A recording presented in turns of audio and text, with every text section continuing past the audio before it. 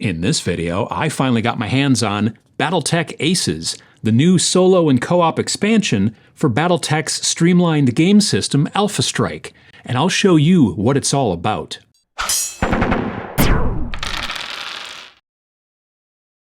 In general, nearly everyone likes big stompy robots. Now, just a very quick note, Vince and I made a big stompy robot microgame in the recent issue of our annual zine, Snarl, and it's called Chrome Rangers. The scale is very different than Battletech, of course, but if you wanted to take a look at it, you can do so here, pachow, and check out that video, or just go straight to the link down in the description below. However, if you're more interested in smaller, big stompy robots, then Battletech is probably the OG. As I've said many times here on this channel, standard Battletech is just too crunchy for me, right? Like, I like my games to generally be a bit more streamlined. Luckily, they came out with a version of Battletech called Alpha Strike some years back, and it is much closer to what I want from my Battletech rules. More streamlined, quicker games, less stuff to track and record as you play, all that kind of stuff. Instead of a big honkin' 8.5 by 11 sheet covered in little tiny circles to color in and all that kind of stuff, each mech has a small card about the size of a magic card, and the cards come with the plastic mechs that you buy at your local store. Easy. However, I also enjoy solo and co-op miniatures games. Sometimes you want to teach friends how to play a game, and newbies generally feel better when learning to play a game and it's an us versus them experience instead of a me versus you experience, right? Like when you're first learning. So co-op works great in this situation. Also, I enjoy solo gaming because it's a great way to learn a game so that you can then better teach it later via the aforementioned co-op mode or whatever. And it's just fun when you don't have anyone else to play with right now, or you would just rather play on your own schedule, like late at night or, that kind of stuff. So when I first heard about Battletech Aces, a solo and co-op expansion for Alpha Strike, I was very much looking forward to it. I learned more about it at Gen Con this past summer, talked with some of the folks from Catalyst and all that kind of stuff and everything. And then there was even a touch more that I learned about the game at Nova Open at the end of August in Washington, D.C. But I was finally able to get my hands on it like yesterday as I'm filming this, actually. I had to get it from a local store.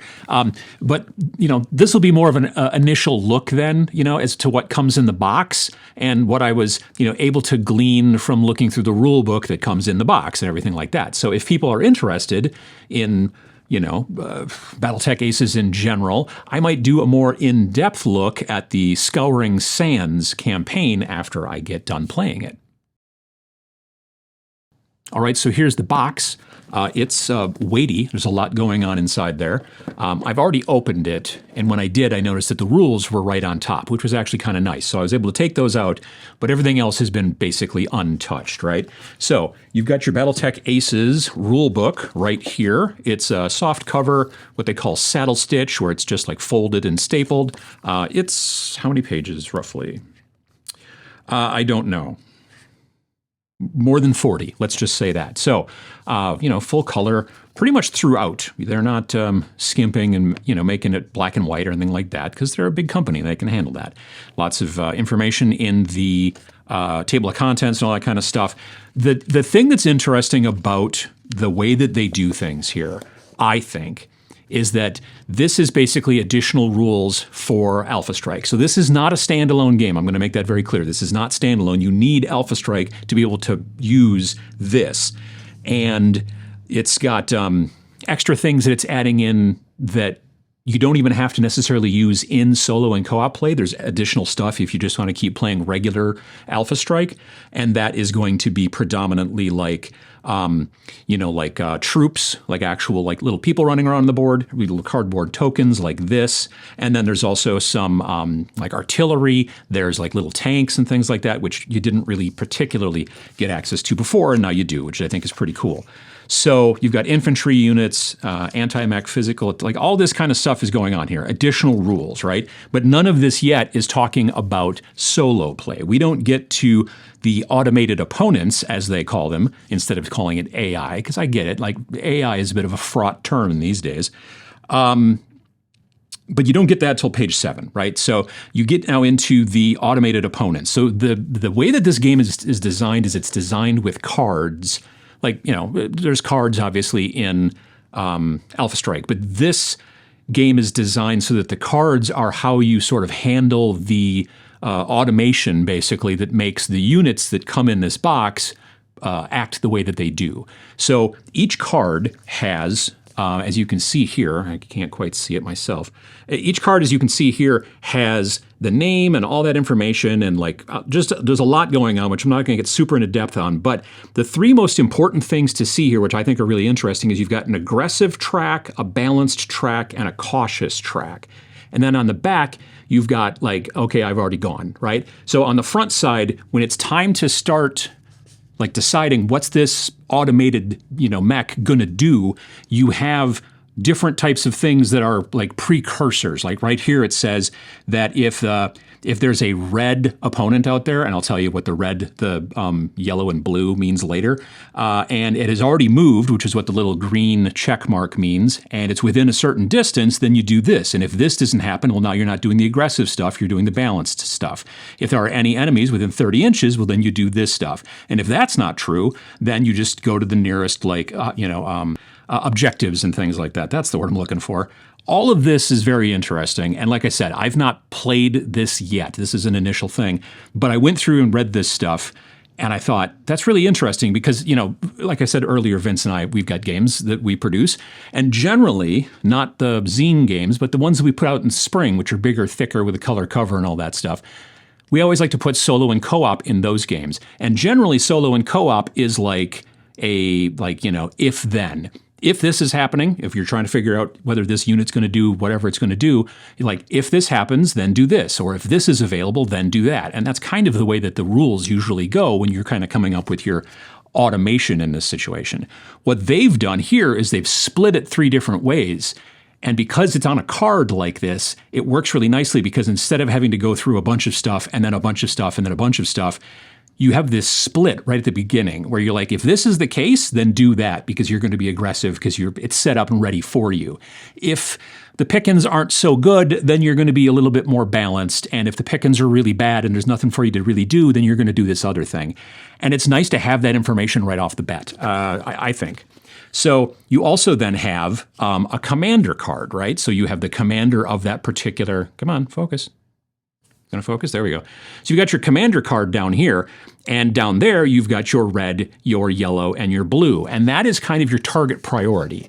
So what it's doing is it's saying, okay, well, this guy would be likely to target mechs that are bigger than him. This guy might be likely to target mechs that are smaller than him. This guy might be likely to, mechs that are faster or slower. So you have the kind of almost personality sort of the pilot, the commander, and then that's how you sort of organize your targets, the automation. And it becomes, I think, very quick to go, okay, well, I know what this guy does. So you kind of scan through and go, these 2 models are the only ones that he's going to be interested in. Then you look at the mech rules and decide whether it's going to be aggressive, balanced or cautious. The other thing that's interesting too is you don't just have one card for your vehicle, your mech. You actually have a stack of cards. I'm going to try to get that in focus too. So you have a stack of these cards, and then you put the actual card for the model. Like if in regular Battletech, Alpha Strike, you have a card like this for pretty much every mech. If you go to the store and buy one of those like single mech boxes and you don't know what's inside, it'll have a mech, and it will also have a Battletech card that has all the stats for it. And that is for Alpha Strike, not for regular Battletech, right? So you put this on top of the orders cards, and there's a bunch of them, and you have to shuffle them. So every turn, you're idea of what's a good shot and what's not kind of a good shot can change. So one of the benefits there is that it is a little bit harder to kite the AIs, for lack of it, the automated models. It's a little bit harder to be like, okay, well, I know that this guy always goes after this, so let's move that one over here, so he'll go over there, and then we can do a pincer maneuver and hit him from both sides, or that kind of thing.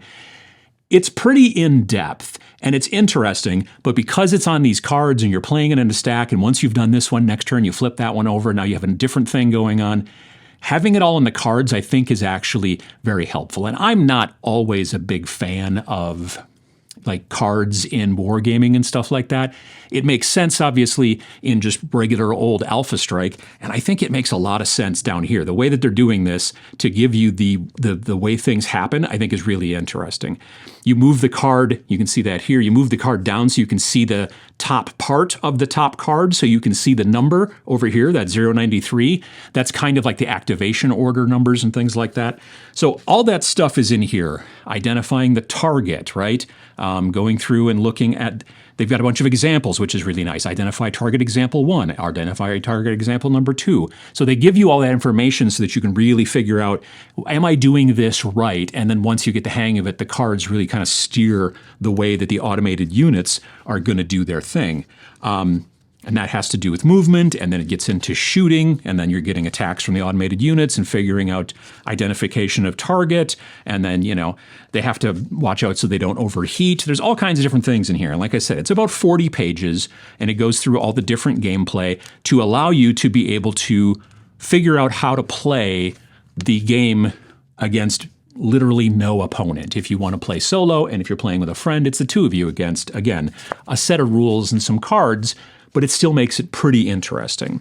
You'll notice here, it also comes with whatever these are. What these are little cardboard mountains, kind of like for terrain and stuff like that. You fold them, so I can fold this one and fold this one. Whoop, that's actually two of them. So you fold, tab, all that kind of stuff, and now you got like a cool hill. I mean, obviously you got to fold it all together properly and be smart about it and everything like that, but it's got nice texture on it, and there's a bunch of them. I thought there were fewer, but as it turns out, a lot of them are doubled up. So there's a lot of those inside this box, so you can do a lot of cool maces and hills and whatever, just to help with cover and things like that, and movement, and makes jump jets more useful because you can jump over them and all that kind of stuff. And in here, we've got our cards, lots of different cards, and then we've also got the big set of cards for the different models that come in the box. Now, the thing that's interesting about this is that it doesn't seem to me that at this point you can play against models except for the ones that are here in the box, right? Editing Adam here, actually. I was wrong when I was talking about this, and I was doing some more reading just recently and realized that the little mini decks of the actions for the automated units are not attached directly to the mechs that come in the box. They are actually designed for the different types of unit roles. This is the quick start rules for regular old Alpha Strike. On page 35, it shows Brawler, Juggernaut, Sniper, Missile Boat, Striker, Skirmisher, and Scout. And the cards attach themselves to that.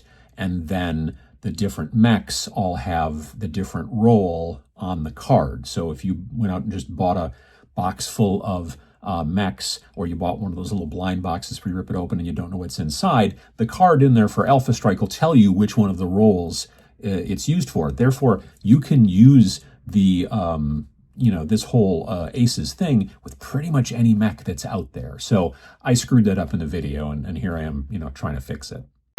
You have, and I don't even know what any of these are, frankly. Like, this one looks familiar, but I don't know the names of a lot of them. Come on. There we go. Like, that one honestly looks like a Robotech thing almost to some degree. And I know that they used to be there was the whole thing back there in the day. But yeah, so the models that come in this box, and there are 7 mechs and 2 tanks, these kind of stubby little tank guys here, which again, there we go. And that's what comes in the box. Now, you don't have to play the campaign. You can just set up a bunch of stuff and go to town. They mentioned that in the book as well. But if you're going to follow the campaign book's further down here in the box. We've got a nice very sturdy cheat sheet, basically, which has got all the different references and all that kind of stuff for playing Alpha Strike, which is great. You have an entire bunch of... You got a big old sheet here, which I'm sure you can photocopy and make as many of as you want. It's got all kinds of different stuff. Your sortie logs, you can track your expenses. If you get into the campaign play, this stuff all becomes super important. You also have lots of different types of tokens, double-sided, full-color, punch-out tokens. You also have rivers and roads. This turns into a bridge, I think. But you have a bunch of more cardboard terrain if you want to go down that road. You've got...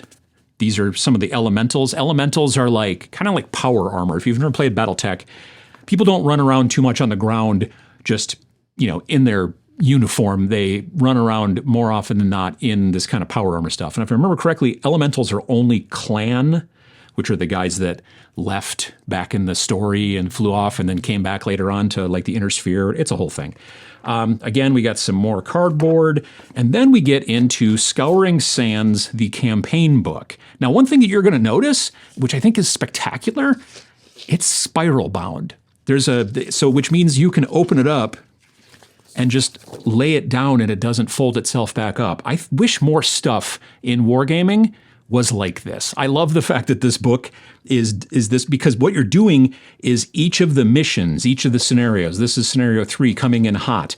Everything you need for coming in hot is on these 2 pages. So you open it up and lay it down, and then you can just reference it whenever you need to. And then when you decide, okay, now it's time to go to the next thing, now we're on Tunnel Raid number 04, and then again, boom, all the information is there. So having it so that it lays flat, I don't necessarily need the rule book to lay flat, though it is kind of nice. The spiral bound thing is pretty nice for that.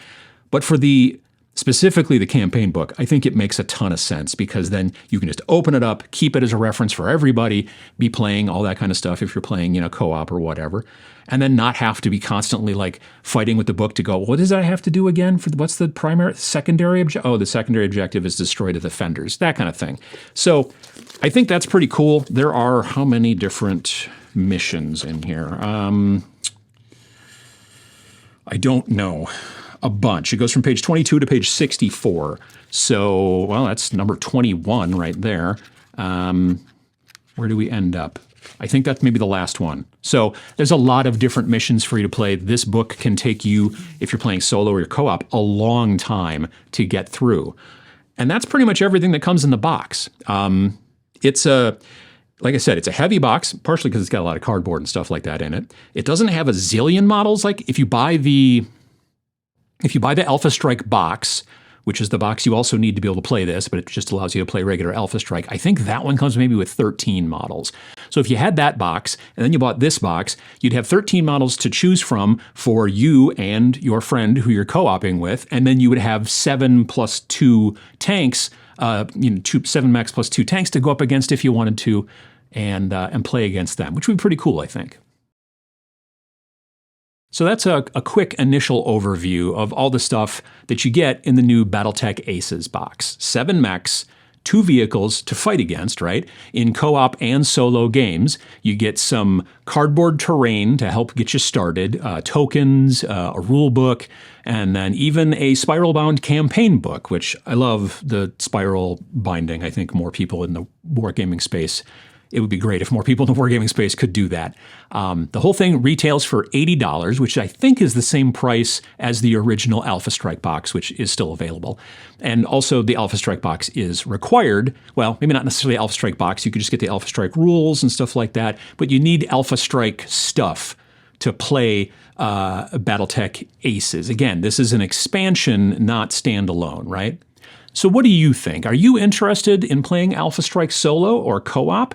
Or do you just generally prefer to play against, your friends and all that kind of stuff? Let us all know down in the comments below. If you liked videos like these where I give you initial views of some stuff that I've picked up at the local game store and things like that, or if you just like hearing more about Battletech or Alpha Strike or anything along those lines, hit the like button down there underneath where the video is. It helps the channel out, and I do appreciate it. And also, if you want to, while you're down there, you could subscribe to this channel to find out about every video that I put out every single Friday, and that's free. Thanks for watching.